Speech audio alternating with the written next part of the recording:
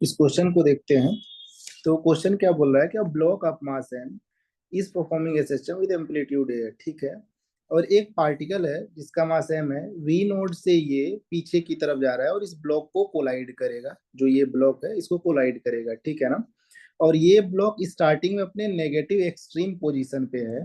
तो अपन momentum conservation लगा लेंगे। तो जब ये इसमें एम्बेड होगा तो ये टोटल मास 2m का हो जाएगा और ये v वेलोसिटी से जाने लगा होगा।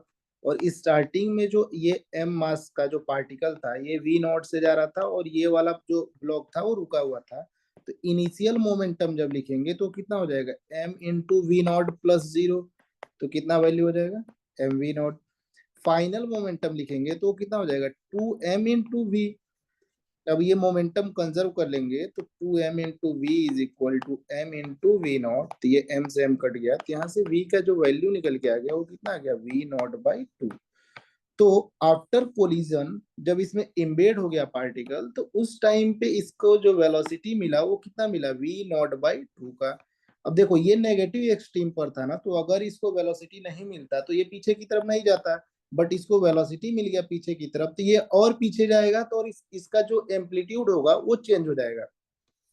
तो बेसिकली क्वेश्चन कैसे कन्वर्ट हो गया थोड़ा समझने की कोशिश करो कि ये 2m मास है, 2m मास है और ये इसका मीन पोजीशन है। ये इस सॉरी ये इसका मीन पोजीशन है, ठीक है। तो अब यहाँ पे देखो ये ए डिस्टेंस पर पार्टिकल है जिसका velocity V naught by two है। तो अब एक बात बताओ तुम लोग कि इसका एम्पलीट्यूड चेंज होगा कि नहीं होगा, तो बिल्कुल होगा क्योंकि ये पार्टिकल अभी अपने नेगेटिव एक्सट्रीम पर कहीं इधर पे आएगा। तो ये फॉर्मूला अपन को पता है, v is equal to omega under root. अब देखो एम्पलीट्यूड चेंज हो गया तो ए डैश का स्क्वायर, मान लेते हैं कि नया वाला एम्पलीट्यूड ए डैश है। ए डैश जो है वो न्यू एम्पलीट्यूड है, क्या है, न्यू एम्पलीट्यूड, ठीक है। ए डैश का स्क्वायर माइनस एक्स स्क्वायर। और ये वाला जो ए डिस्टेंस है ये इसके लिए एक्स का काम करेगा। एक्स डिस्टेंस पे बेसिकली ये अपन कॉन्सेप्ट लगाने जा रहे हैं कि ए डिस्टेंस पर इस 2m मास का वेलोसिटी कितना होगा, ठीक है ना। तो इसमें v का वैल्यू कितना है, v naught by two is equal to omega. अब नया ओमेगा भी चेंज हो जाएगा क्योंकि मास अभी कितना हो गया, 2m हो गया। तो ओमेगा का वैल्यू हो जाएगा under root K by two into M, ठीक है। तो ओमेगा पुट कर दिया यहाँ पे under root K by two into M और ये हो जाएगा ए डैश का स्क्वायर और इस बार एक्स कितना है, ए के इक्वल है, माइनस ए स्क्वायर, ठीक है। स्क्वायर कर दो दोनों को तो ये हो जाएगा V naught square by four is equal to K by two into M. ये हो जाएगा ए डैश का स्क्वायर माइनस ए स्क्वायर, ठीक है। अब ये टू से फोर कैंसिल आउट होगा तो टू बचेगा। तो M into we naught square by two into K is equal to A dash का स्क्वायर माइनस ए स्क्वायर। और ये चीज क्वेश्चन में गिवन है कि एम भी नोड स्क्वायर का वैल्यू है two into K A square. तो एम भी नोड का स्क्वायर का वैल्यू पुट कर दो यहाँ पे। तो two into K A square divided by two into K is equal to A dash का स्क्वायर माइनस ए स्क्वायर, ठीक है। ये टू के से टू के कट गया तो ए डैश का जो वैल्यू निकल के आ गया वो टू ए डैश का स्क्वायर हो जाएगा, टू टाइम्स ए स्क्वायर। तो यहाँ से ए डैश निकल गया रूट टू इंटू ए। तो अपन को नया वाला एम्पलीट्यूड मिल गया। नया वाला जो एम्पलीट्यूड होगा, न्यू एम्पलीट्यूड, वो कितना होगा, रूट टू ए के इक्वल होगा, ठीक है। अब ये पता करना है तो क्वेश्चन में पता क्या करना है, इसको ध्यान से पढ़ो। तो ये बोल रहा है कि the displacement of X at any time T will be.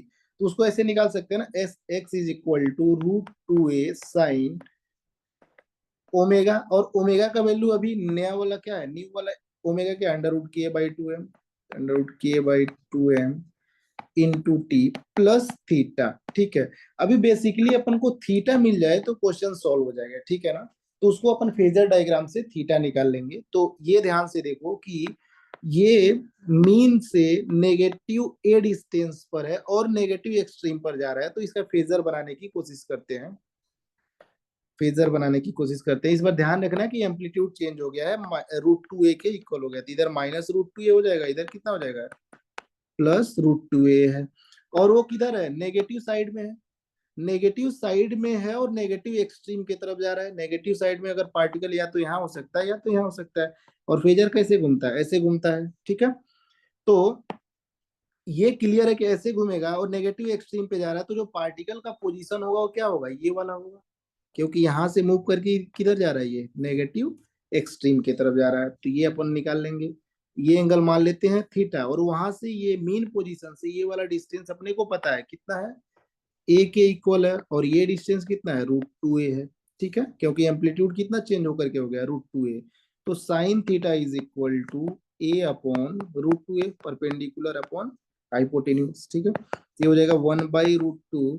तो साइन थीटा को जो वैल्यू हो जाएगा 1/√2, तो थीटा कितना हो जाएगा, 45 डिग्री। ये एंगल कहाँ से आया, यहाँ से 45 आया ना, बट अपने को मेजर कहाँ से करना होता है, यहाँ से। तो टोटल जो थीटा रिक्वायरमेंट है वो कितना हो जाएगा, 180 प्लस 45 डिग्री, सही है। अब इसमें थीटा का वैल्यू पुट कर दो इस वाले इक्वेशन में, तो अपने को आंसर मिल जाएगा x is equal to √2 sine √k/2m into T, plus theta कितना हो जाएगा 180 प्लस 45। और 180 प्लस थीटा जो होता है इधर कहीं आएगा, यहाँ पे साइन क्या होता है, नेगेटिव होता है, तो जो आंसर निकल के आ जाएगा यहाँ पे √2a भी आएगा, -√2a sign √k/2 into M, plus ये 45 को π/4 भी लिख सकते हो। ये अपना फाइनल आंसर हो जाएगा, देखो, ठीक है।